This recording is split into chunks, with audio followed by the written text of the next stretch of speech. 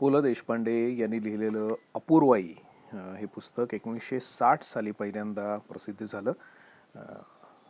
त्यातले काही भाग वाचणारे. पान क्रमांक 34. शेवटी आजवरच्या परंपरेला अनुसरून लंडनला जायला निघतानाही विमानतळावर रात्री 1:30 वाजता निघणारं विमान चुकू नये म्हणून आम्ही 9:30 वाजता जाऊन हजर राहिलो. आमच्या बऱ्याचशा मित्रांना विमानाला उशीर होणार ही कल्पना नव्हती, पण तेही माझ्याच सारखे 9:30 वाजता हजर. इथे मात्र माझ्या मित्रांनी माझी बरीचशी पंचाईत केली. हारांचा फुलांचा इतका वर्षाव केला की विमानतळावरील बऱ्याच अधिकारी मंडळींचा गैरसमज झाला. त्या क्षणापूर्वी कधीही न झालेली एक जाणीव मनात झाली. दोस्त ही माझ्या आयुष्यातली अपूर्व कमाई आहे. दोस्तीच्या हिशेबात मी कदाचित बिर्लांपेक्षाही श्रीमंत असेन. अनेक थरात मला मित्र मिळाले. विमानतळावर ह्या सगळ्या मित्रांनी माझी अक्षरशः दुर्दशा केली. इतक्या वेळी वाट वाकडी करून माणसं विमानतळावर आली होती. एकतर ह्या सुटानं मी निम्मा अर्धमेला झालेलो होतो. माझं हे ध्यान कुणी पाहावं असं मला मुळीच वाटत नव्हतं. माझ्या आयुष्यात मी कधीही इतका नटलो नव्हतो. समारंभातल्या त्या हारतुऱ्यांच्या बाबतीत मी कोडगा झालो आहे, परंतु माझ्या सन्मित्रांनी इतक्या सुंदर फुलास देऊन मला जो निरोप दिला त्यामुळे मी आतल्या आत गलबलून गेलो होतो. विमान सुटायला होणारा उशीर मला आता क्षणाक्षणाला जाणवू लागला. माझ्या भोवतालची ही गर्दी पाहून की काय कोण जणे, परंतु बरेचसे फोटोग्राफर आमचे फोटो घेत होते. या सगळ्या गडबडीत कुणीतरी जाऊन माझ्यासाठी VIP खोली उघडायला लावली. गणवेशातल्या एका अधिकाऱ्यानं मला नम्रपणे VIP खोलीत निघायची विनंती केली आणि आमचं गबाळ त्या दिशेला निघालं. परिवाराच्या चेहऱ्यावर ज्याच्यासाठी आपण एवढं जागरण केलं तो VIP निघाला याचं समाधान फुललं. माझ्या डोळ्यांपुढे अंमलदार नाटकातला प्रसंग आला. तसली काही भानगड नसली आणि खरा VIP आला असता म्हणजे भलताच प्रसंग ओढवला असता. इंग्लंड रिटर्न्ड नावाच्या मनुष्य विशेषाला सोनं चिकटायचं हे ठाऊक होतं, परंतु त्या पश्चिम पंढरीच्या वारकऱ्यालाही आधीच टिळा लागतो ही कल्पना नव्हती. मी मनातून जरा हैराणच झालो. VIP खास राखून ठेवलेल्या त्या खोलीनं असली गर्दी कधीच पाहिली नसेल. आमचे पुतणे भाजे वगैरे मंडळींनी 5 मिनिटातच त्या झकपकीत खोलीला खांडक्याच्या चाळीची कळा आणली. तेवढ्या दारावरच्या एका खाकीवाल्यानं दुसऱ्या खाकीवाल्याला आजकाल वाटेल ते लोक VIP व्हायला लागले आहेत हे सांगितलं. आणि दुसराही तिथला खाकीवाला होगा कोई मिनिस्टर का बच्चा नाही तो जमाई असा शेरा मारून गेला. मी शक्य तितका VIP दिसायचा आणि वागायचा प्रयत्न करत होतो. काही पांगणाऱ्या स्त्रियांना चेहरा मोकळा ठेवून नमस्कार करणे, लहान मुलांना हार वाटणे वगैरे आठवतील त्या सगळ्या VIP लीला मी करून दाखवल्या. विमान काही हलवू इच्छित नव्हतं. त्याचा फायदा घेऊन फोटोग्राफर मंडळींनी तेवढ्यात काचा धुवून आमचे फोटो आणले आणि ज्या मुंबई शहरात रुपयात 8 फोटो मनपसंत पोजमधले मिळतात तिथे मला केवळ VIP खोलीमुळे आवाच्या सवा किंमत टिचवावी लागली. एकूण 50 रुपयांची फोटो खरेदी झाली आणि खरा फोटो काढण्यासारखा चेहरा तेव्हा झाला. ते फोटो पुढे कुठे गेले कुणास ठाऊक. या खोलीपुढे एकदाही मागे वळून न पाहता तडक वजनाच्या काट्यापुढे मी जाऊन उभा राहिलो. खोलीतनं बाहेर पडलो. प्रथम काट्यावर सामान चढवलं. ते प्रत्येकी 44 पौंडाहून थोडं कमीच भरल्यावर पहिला सुटकेचा निश्वास टाकला. माझ्या पत्नीला मात्र थोडे जरा पापड बरोबर घेतले असते तर चालू शकलं असतं या विचाराने खंत वाटली, पण मी तिच्याकडे दुर्लक्ष केलं आणि अपराध्यासारखा चेहरा करून कस्टमच्या अधिकाऱ्यासमोर उभा राहिलो. कस्टमच्या अधिकाऱ्यासमोर उभा राहायचा माझ्या आयुष्यातला हा दुसरा प्रसंग. काही वर्षापूर्वी गोव्याहून परत येताना सातर्ड्याच्या नाक्यावर असंच एकदा कस्टम साहेबांपुढे आम्ही उभे राहिलो होतो. माझ्या आधी रांग धरून राहिलेल्या मंडळींची कसोशीनं तपासणी चालली होती. आम्ही जागच्या जागी उगीच घाबरलो होतो. वास्तविक त्या सर्व गर्दीत गोव्याहून 4 आण्याचं चॉकलेट देखील न आणलेली अशी आम्ही दोघंच असू, परंतु ह्या चमत्कारिक जागा आहेत तिथे उगीच धडधडायला होतं. बरीच माणसं दंतवैद्याच्या खुर्चीला घाबरतात. आजवर मी अनेक वेळा दाताच्या डॉक्टरकडे गेलो असेन. एका दंतवैद्यानं तर माझ्या साध्या दाढदुखीची तपासणी ती दाढ अत्यंत आसुरी पद्धतीने उपटून केली होती. मला चित्रगुप्ताचा पट्टेवाला जवळजवळ दिसला होता. तरीही दुसऱ्या खेपेला म्हणजे दुसऱ्या एका दंतवैद्याकडे जाताना मी कुलकर्ण्याच्या हॉटेलात बटाट्याची भजी खायला जावं इतक्या सहजतेनं गेलो होतो, परंतु नाही त्या ठिकाणी मला धडधडतं हे खरं. माझ्या अकारण वैद्यांच्या या यादीमध्ये अनेक वैद्य आहेत आणि अकारण वैऱ्यांच्या यादीत भलतेच लोक आहेत. लिफ्टमन या इसमाचं मला उगीच भय वाटतं का कुणास ठाऊक. आता हा विलायतेच्या वाटेवरचा कस्टम साहेब काय करतो हे पाहू, असं म्हणून मी त्याच्यासमोर उभं राहिलो. त्यानेही माझ्या बॅगा पाहिल्या. एकदा मान वर करून माझ्या तोंडाकडे पाहिलं आणि बॅगांवरून खडू फिरवला. मी आणि माझी पत्नी त्या खात्यातून निघालो आणि पासपोर्ट तपासणाऱ्या पोलीस अधिकाऱ्यापुढे आलो. आमचे पासपोर्ट 2 वर्षांपूर्वी काढलेले होते आणि अजून 3 वर्ष तरी त्याला मरण नव्हतं. परंतु विमानतळावर मला कोणीही हा पासपोर्ट चालणार नाही असं सांगून जरा भेडसावलं होतं. त्यामुळे आता काय होतं कोणास ठाऊक. त्या अधिकाऱ्यानं तो पाहून लगेच परत केला. मला त्या पासपोर्टवरच्या फोटोचं भय होतं, परंतु त्या अधिकाऱ्याला त्या फोटोत आणि माझ्यात कुठेतरी साम्य आढळलं असावं. त्यानं पासपोर्ट लगेच परत दिला आणि शेवटी आरोग्याचे दाखले तपासणाऱ्या साहेबानं आमच्या दंडातून हव्या त्या सुया गेल्याची खात्री करून आम्हाला मुक्त केलं.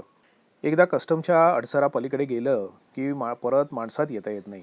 त्यामुळे निरोप द्यायला आलेल्या मंडळींची आणि आमची फारकत झाली. आम्ही एकाएकी निराळे झालो. परदेशात पाठवायला लायक असा शेरा आम्हाला मिळाला आणि आता फक्त विमान केव्हा सुटतं याची वाट पाहत आम्ही बसलो. मध्यरात्र उलटून चालली होती. सांताक्रूजच्या विमानतळावरील ती कस्टम कचेरी अद्ययावत पद्धतीनं सजवलेली आहे.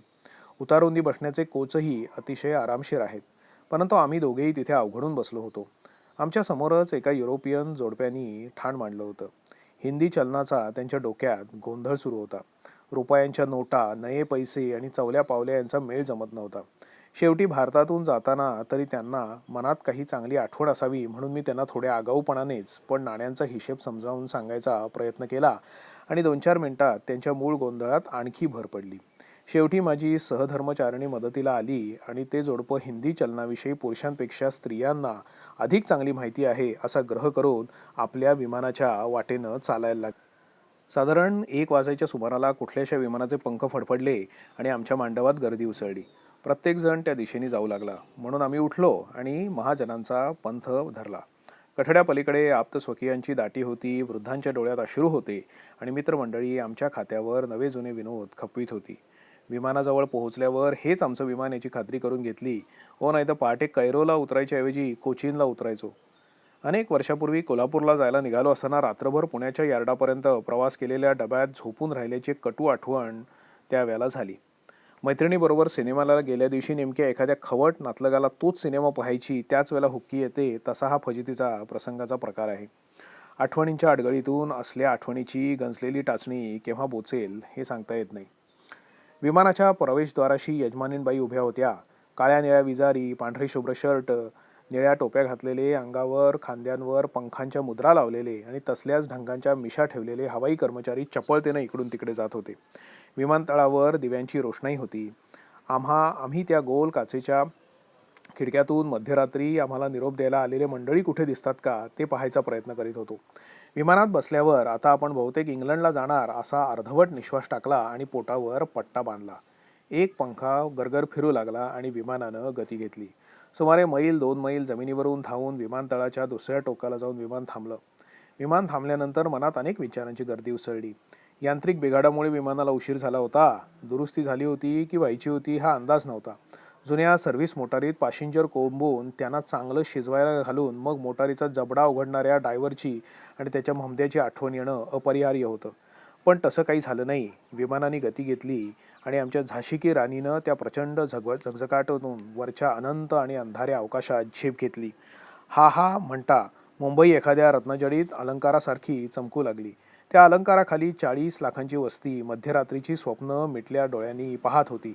माझे वृद्ध श्वशूर आणि आई आनंदाने भिजलेल्या डोळ्यांनी घरी परतत होती आणि उघड्या डोळ्यांनी मी परदेशाला जायचं माझं स्वप्न साकार झाल्याचं पाहत होतो.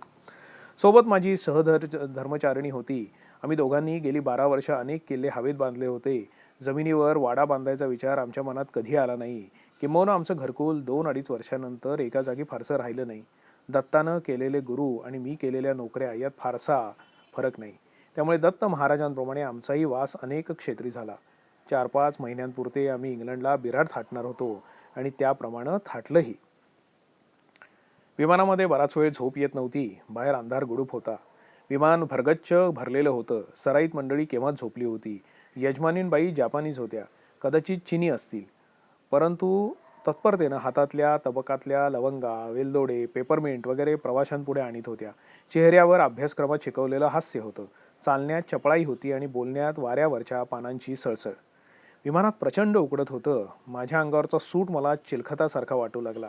इतक्यात माझं लक्ष समोरच्या एका गोऱ्या प्रवाशाकडे गेलं आणि मी थक्क झालो. मी त्याच्या देशाला जाण्यासाठी नखशिखांत पाश्चात्य पोशाखात स्वतःला गुंडाळून घेतलं होतं आणि हा पठ्ठ्या अक्षरशः बटाट्याच्या चाळीतल्या कोचरेकर मास्तरासारखा अर्ध्या नव्हे चतकोर खाकी विजारी शरीराचा उभ्या नकाशाच्या हिशेबात दक्षिण भाग कोंबून उत्तर भागात 25 एक खिसे असलेला एक शर्ट, वर एखाद्या गोरख्याने विणलेला स्वेटर आणि डोक्यावर केवळ पेट्रोल गाळण्याच्या लायकीची फेल्ट हॅट, तिला एका पाडगावकरांच्या कवितेत येते तसले पीस हेही लटकवलं होतं, घालून चष्म्याची एक काडी डोक्यावर आणि दुसरी कानावर अशा अवतारात बसला होता.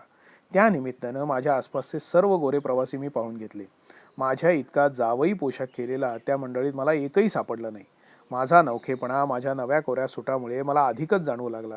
तेवढ्यात ती यजमानीन जपानीबाई माझ्यासमोर एक थाळीत भिजवलेला टॉवेल घेऊन आली.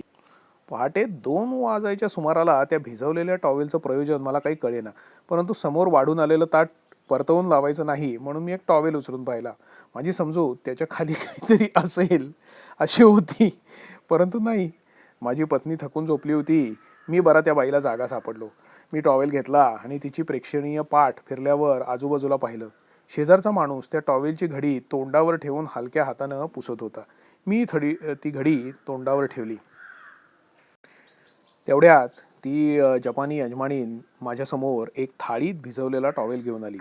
रात्री 2च्या सुमाराला त्या भिजवलेल्या टॉवेलचं प्रयोजन मला काही कळेना, परंतु समोर वाढून ठेवलेलं ताट पुन्हा परतवायचं नाही म्हणून मी तो टॉवेल उचलला.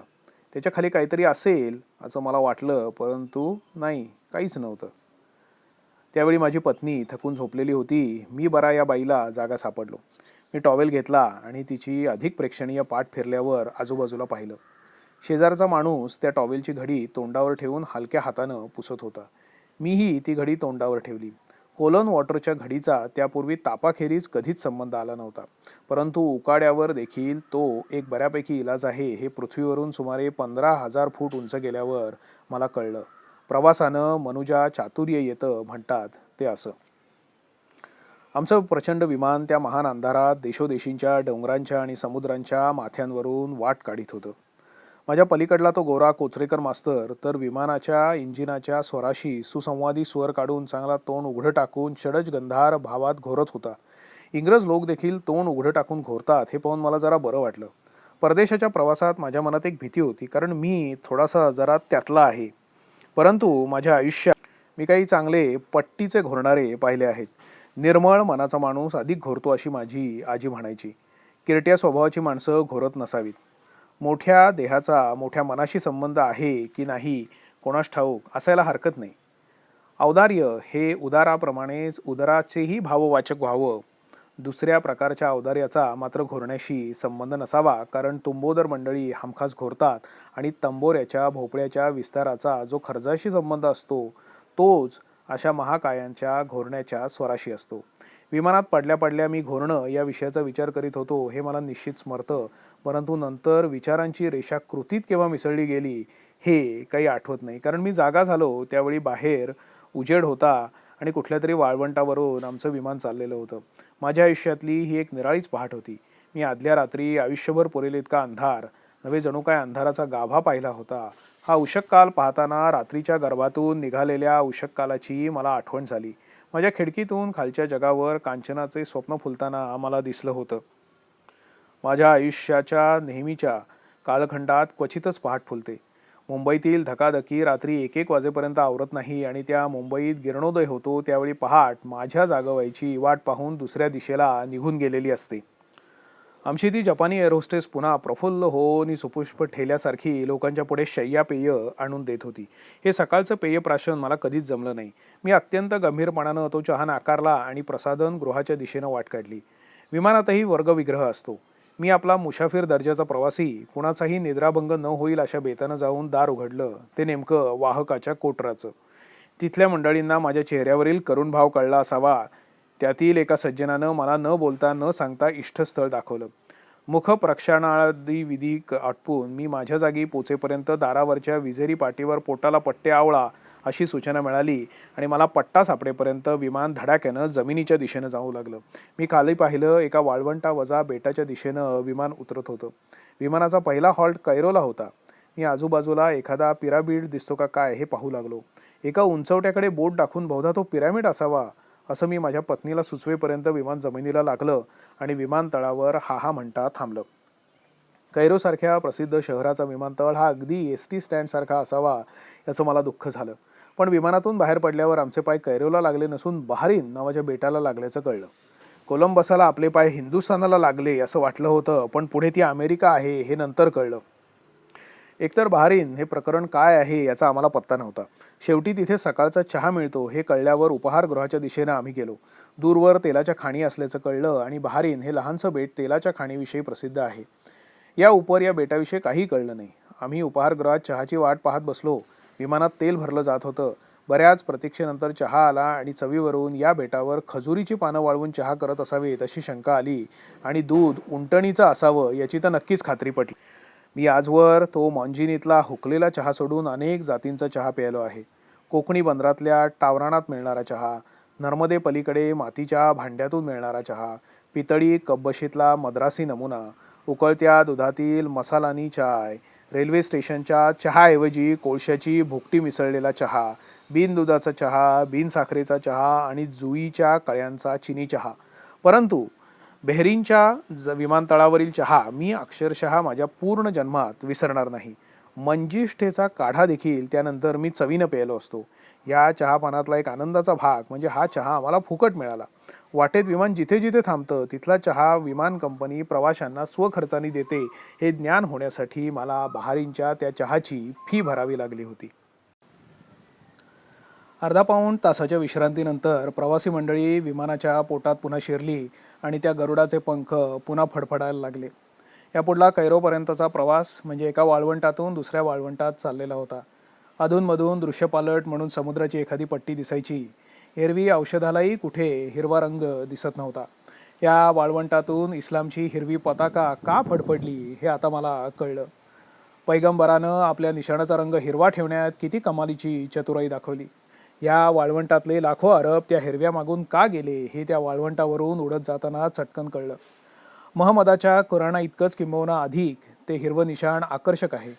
रात्रीच्या वेळी त्या महान वालुका सागरावर दिसणारा तो चंद्र आणि दिवसाच्या रखरखाटात डोळ्यांना विसावा देणारा तो हिरवा रंग यांची सांगड घालून महम्मदानं त्याच्या डोळ्यांचं पारणं इस्लामच्या निशाणावर फेडलं आहे. सकाळचे 8:30-9:30 वाजायच्या सुमाराला मी वाळवंटात एखादा उंटाचा तांडा दिसतो का हे पाहत होतो आणि त्या रखरखाटात आपला काफिला घेऊन जाणारा उंटावरचा शहाणा मात्र मला कधीच दिसला नाही. वाळवंटातला प्रवास बहुधा नक्षत्रांच्याच सोबतीनं होत असावा. वाळवंटात अधूनमधून कोरड्या नद्या आढळत होत्या. कदाचित काफिल्यांचे ते मार्ग असावेत. दिवस वर येत होता आणि विमानातून खाली पाहणं अशक्य व्हायला लागलं. इतक्यात त्या वाळवंटाच्या मधून निघून आमचं विमान समुद्राच्या विस्तारावरून जाऊ लागलं. मी मनातल्या मनात त्या समुद्राला तांबडा समुद्र, कास्पियन समुद्र, काळा समुद्र, भूमध्य समुद्र अशी सगळी भूगोलातली नावं ठेवून घेतली. काही वेळानं कोणीतरी आमचं विमान सुएझ कालव्यावरून जात असल्याची हूल उठवली आणि प्रत्येकानं आपापल्या मगदुराप्रमाणे कुठला तरी एक पाण्याचा पट्टा डोळ्यापुढे ठेवून तो सुएझ कालवा आहे असं सांगून टाकलं. सारेच पाण्याचे पट्टे फर्ग्युसन कॉलेजच्या कॅनॉल एवढे दिसत होते. एका कालव्यात मात्र बोटी मीही पाहिल्या आणि तो सुएझ कालवा आहे अशी गुप्तपणे खुणगाठ बांधून घेतली. हाच तो सुएझ कालवा. याच्यावरून जागतिक युद्ध पेटणार होतं. विमानाच्या त्या अफाट उंचीवरून करंगळीच्या रुंदीचा दिसणारा तो पाण्याचा एक ओघळ हा निम्म्या जगाला उद्ध्वस्त करणार होता आणि उरलेल्या निम्म्या जगाला असंख्य व्याधींनी पोखरून टाकणार होता. एखाद्या माथेपिरूच्या डोक्यात जर नव्या पर्जन्यास्त्राची किंवा वायवास्त्राची कळ फिरवण्याची लहर आलीच तर त्या करंगळीभर सुएझच्याच भोवती काय पण साऱ्या जगाचं वाळवंट झालं असतं आणि ह्या प्रलयातून वाचलेल्या एखाद्या नखा एवढ्या तृणपात्यातून पुन्हा नव्या सृजनाची सुरुवात झाली असती. खाली आकाश आणि वर आकाश अशा अवस्थेत विमानातून ढगांच्याही वरून जात असताना जीवनासंबंधीचा विचार करायची दृष्टी कोणात इच्छा असली नसली तरी फरक होतो. विमानात विमान कोसळण्याची भीती वाटतच नाही. जिथून महासागर हे बशीभर पाण्याएवढे दिसतात तिथे स्वतःचं जीवत ही अत्यंत नगण्य गोष्ट वाटायला लागते. ज्या वाळवंटाच्या माथ्यावरून आम्ही कैरोच्या दिशेला निघालो होतो त्याच्या आसपास बाबिलोनियन, सुमेरियन, असिरियन संस्कृतीचे बगीचे फुलले होते. अलेक्झांड्रियाच्या ग्रंथशाळेतील ग्रंथमणे लाखांच्या संख्येने जाळले गेले होते. कुठल्या तरी बड्या चौघांची किंवा पाचांची त्याही वेळी एक परिषद भरली असेल आणि ते भांडार भस्मसात केलं गेलं असेल. शेवटी महान आकाशाचे, महान समुद्राचे आणि महान मरुभूमीचे दर्शनही त्या ढगांवरून विमान जाताना होणाऱ्या महान अवकाशाच्या दर्शनानं थिटं वाटू लागतं. आणि हा सगळा करिश्मा काय आहे हा प्रश्न मनाला छळायला लागतो. काही वेळांनी आमचं विमान कैरोला जाऊन पोहोचणार होतं. इजिप्त हा देखील भारता इतकाच प्राचीन देश. परंपरेच्या गाठी शतकापूर्वी बांधल्या गेल्या. एवढंच काय, शतकाचा हिशेब येशूच्या जीवनाशी जुळण्यापूर्वी इथे असंख्य शतकं मोजली गेली आणि येशूच्या जन्मकाळी उगवलेला तो तेजस्वी तारा ह्याच वाळवंटाच्या छतावर त्या कोणी पथिकांनी पाहिला आणि याच भागात यहुद्यांनी, ख्रिस्त्यांनी आणि महम्मदियांनी मानवतेची शिकवण देण्यासाठी आपापली निशाणं मानवी रक्तात भिजवून नाचवली. विचार देखील विकारांप्रमाणेच कालांतराने गुंगी आणतात. माझ्या नकळत त्या उंचीवर येऊन झोप पोचली आणि कोणाच्या तरी काही रो या आवाजानं मला जाग आली. कैरोच्या विमानतळावर मला प्रथम दर्शन झालं ते युद्धासाठीच सज्ज असलेल्या लष्करी विमानांचं. विमानसंहारक तोफांनी आकाशाच्या दिशेनं आपली तोंडी आवासली होती. नव्या युद्धाचा छोटासा रंगपटही इथे मांडला होता. नाटकाला केव्हा आणि कोण सुरुवात करणार होतं ते ती समरी विरहित असणारी माताच जाणे. देशोदेशींचे धैर्यधर रंगून तयार होते. धनिमी पती वरीन अशी अधना म्हणणाऱ्या भामिनीच्या एंट्रीचीच काय ती उणी होती. इजिप्तमध्ये तुमचं हार्दिक स्वागत असो अशी विमानतळावरची पाटी वाचल्यावर मला मनस्वी उकाड्यात गार पाण्याचा फवारा तोंडावर उडावल्यासारखं वाटलं. हे स्वागत कोणाही मानवाचं कुठेही का होऊ नये. जोवर पासपोर्ट आणि व्हिसा नावाची माणसावर अविश्वास दाखवणारी शिक्कामोर्तबे जगात सरकारमान्य आहे तोपर्यंत मानवतेची भाषा तरी कशाला. इजिप्तमध्ये तुमचं स्वागत असो. आमचं? आम्ही कोण, काय, काही ठाऊक नाही अशा सर्वांचं आमचं स्वागत असो. हीच पाटी सर्वत्र का जाऊ नये. विमानसंहारक तोफांच्या पलीकडली ती सुंदर पाटी वाचताना मला या विचित्र मनुष्य स्वभावाची खरोखरच मौज वाटली. इजिप्तच्या विमानतळावरील त्या पाटीनं माझ्या मनात विचारांचा कल्लोळ उठवला. तिथल्या उपहारगृहातील परिचारकांनी अत्यंत आदबीनं आमचं स्वागत केलं आणि उत्तम इजिप्शियन कॉफी दिली. मुंबईच्या विमानतळाच्या मानानं कैरोचा विमानतळ फारच लहान असावा. सभोवती नवीन बांधणी चालू होती. इजिप्तचा नवा इतिहास घडतो आहे. हा नवा राष्ट्रपुरुष कोणते स्वरूप धारण करणार याकडे सगळ्या जगाचे डोळे लागले आहेत. कैरोच्या विमानतळावरील हॉटेलात बसलो असताना प्रथम मला इजिप्शियन नावाच्या मनुष्य प्राण्याचं दर्शन झालं. मुंबईत इजिप्शियन लोक असतील परंतु हेच ते हे कळणं अशक्य आहे, कारण आपल्या आणि त्यांच्या दिसण्यात ठळक फरक काहीच नाही. बाळपणी सक्तीनं शिकवलेल्या इतिहासापलीकडे म्हणजे पिरॅमिड, ममी आणि नाईल नदी यावरील 2 मार्कांच्या लायकीची टीप या उपर इजिप्तविषयीचं माझं ज्ञान वाळवंटा इतकं अगाध होतं. क्लिओपात्रा, जनरल नजीब आणि आता नासर यापुरतं दुसरं कुणीही इथे राहत असल्याचं ज्ञान नाही. इथला प्राथमिक शाळा मास्तर, वकील आणि मामलेदार कसा दिसतो हे ठाऊक नाही. इथल्या हॉटेलात गरम काय मिळतं याचा पत्ता नाही. इथल्या बायका नवऱ्याला नावानं हाक मारतात की इजिप्शियन भाषेतही इकडून खजूर आणणं झालं का असे वाक्प्रचार टाकतात याचा विचारही माझ्या डोक्याला कधी शिवला नाही. क्षणाक्षणाला अज्ञानाच्या वाळवंटाचा विस्तार वाढताना दिसत होता. त्या हॉटेलमधले परिचारक बोलू इच्छित होते पण त्या 2-2 फुटांच्या अंतरात एक प्रचंड अदृश्य पडदा उभा होता. आम्ही फक्त जगातल्या मानवांना कळणाऱ्या हास्याच्या भाषेत बोलू लागलो. तो हसत होता आणि आम्हीही हसत होतो. या विमानतळावर काम करणाऱ्या मंडळींविषयी मला कुतूहल वाटलं. दिवसातून 25 वेळा नाना लोक इथे अर्ध्या पाऊण तासापुरते एकत्र येतात आणि एखादं पेय पिऊन पुन्हा 10 दिशांना पांगतात. सर्वांच्या चेहऱ्यावर तेच कुतूहल, तीच उत्सुकता. आंतरराष्ट्रीय नाक्यावरच्या नव्या पाणपोया त्या ह्याच. जुन्या पाणपोयांच्या आश्रयाला येणारे पथिक एवढ्या घाईत नसतील आणि इतक्या दूर देशातून एका क्षणी जमणारे नसतील. 200-400 मैलाच्या परिघातले 2-4 तास बसून आपल्या देशीची वार्ता सांगणारे, त्यांच्या देशीचे ऐकणारे असे होते.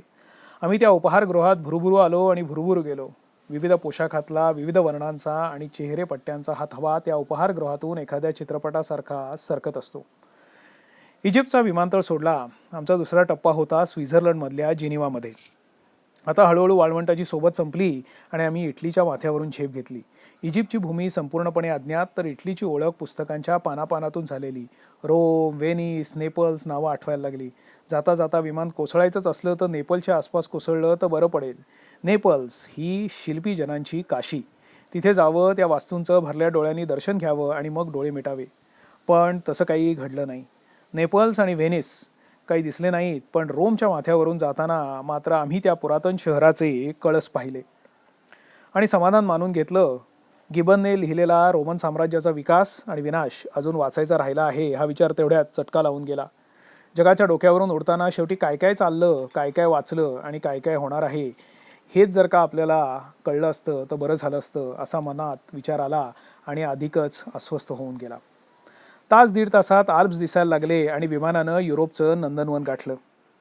युरोपीय थंडीचा पहिला साक्षात्कार जिनिवाच्या विमानतळावर पाय ठेवल्याबरोबरच झाला आणि त्या क्षणी एका प्रचंड रेफ्रिजरेटरमध्ये शिरल्यासारखं जे वाटलं ते पुढचे 6 महिने मला वाटत होतं. त्या थंडीला गारठा म्हणणं म्हणजे थंडीचा अपमान करण्यासारखं आहे. विमानातून बाहेर पाऊल टाकल्याबरोबर वयाचं घड्याळ 20 वर्षानं मागे गेलं. पुण्याच्या कॉलेजात शिकत असतानाचे दिवस आठवले. अशी एखादी पहाट असायची की जगाच्या अंतापर्यंत धावत सुटावं असं वाटे. त्या हवेत यौवनाला आव्हान असायचं. गारठा म्हातारा असतो. ही थंडी नवयौवना होती. जिनिवाच्या विमानतळावरचं विश्रांतीगृह हे आधुनिक फुलांच्या दुकानासारखं दिसत होतं. सारे चेहरे कसे ताजेतवाने आणि टवटवीत. प्रत्येकाच्या चालीत नृत्य होतं. वय हा घटकच मुळी गैरहजर होता. मग ज्या विशीच्या आसपास होत्या त्यांच्याविषयी काय लिहावं. टेबलावरच्या काचपात्रात पेय लखलखीत होती. इथल्या कॉफीच्या पेल्यात जर बेहोशी होती तर इतर दैवी पेयांबद्दल काय सांगावं. जिथे जरा देखील आपलं सौंदर्य घेऊन येतं तिथल्या यौवनाला आपली लीला करायला आल्प्स ठेंगणा वाटला तर आश्चर्य काय. विमानतळावरची ती 15 मिनिटं कधी संपली ते कळलं नाही. त्या वातावरणातल्या सौंदर्याला दिमाख नव्हता. तारुण्याचा ताल सुटलेला नव्हता आणि थंडी आकसून टाकत नव्हती. जीवनाला नकळत नवे दान देऊन जात होती. परत विमानाच्या कुशीत शिरताना स्वित्झर्लंडचा तो तेवढाच परिसर मी डोळे भरून पाहून घेतला. दूरवरच्या सुचीवृक्षांच्या आडोशाला असलेल्या टुमदार घरात दिवे लागणी झाली होती. दूरवरचे पर्वत आकाशात मिसळत होते. आल्प्सच्या दऱ्यात आता काळोख शिरत असावा. विमान उडलं तेव्हा खाली पाहता पाहता एक चिमुकली नदी वळणं घेत पळाली आणि एकाएकी ढगांच्या प्रचंड पांघरुणाखाली स्वित्झर्लंड चिडीचूप नाहीसं झालं. पुढला टप्पा जर्मनीतला ड्युसलडॉर्फचा. मुंबई सोडल्याला 20 तास होऊन गेले होते. वाटेत घड्याळांच्या काट्यांची बरीच फिरवाफिरवी केली होती. तासातासानं विमानाचा सारथी एक पत्रक पाठवित होता. त्यात किती हजार फुटावरून विमान चाललं आहे, वारा सुखाने वाहतो आहे की नाही, घड्याळात अमुक अमुक इतके वाजवा वगैरे असे सगळे इशारे सारखे येत होते आणि आसपासचे प्रवासी अरे वा 18,000 फूट उंच का वगैरे उद्गार काढीत होते. ढगांच्या पायघड्यांवरून विमान जात असल्यामुळे 18,000 काय आणि 18 लाख काय मला तर उंचीचा फरकच कळत नव्हता.